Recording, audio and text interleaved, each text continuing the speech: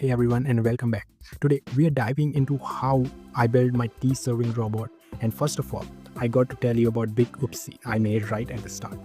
When I first thought about building the robot, I immediately went to stainless steel. I was like, yeah, this is gonna be super strong and perfect. But man, I was wrong.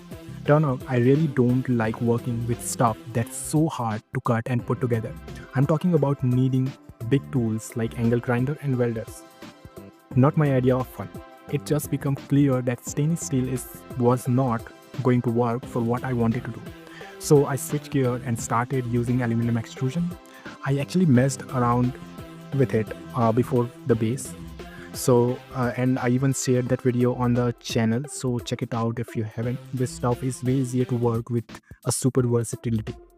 Now, for what this robot will actually do, it's going to use LiDAR to figure out where it is and map its surrounding.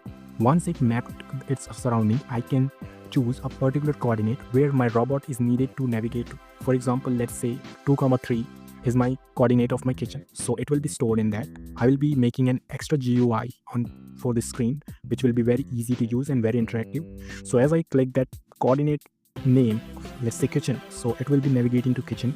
I can send some messages on it like I want some cookies, and if mom saw that message, yeah, I will be getting that cookies soon. Hope so. That's the idea. Let's start with the bottom part. For the bit that holds the wheel, I'm using a little stainless steel here. This is the only spot because it's great for holding a lot of weight directly. It's just make sure that base is super solid. Moving up to the box part, I started putting two aluminum pieces straight up using connectors. I wasn't totally sure if they'd be strong enough at the first, but I took a chance and it worked out. It's actually good enough for a couple of teacups and some light snacks. For now, I'm keeping it simple.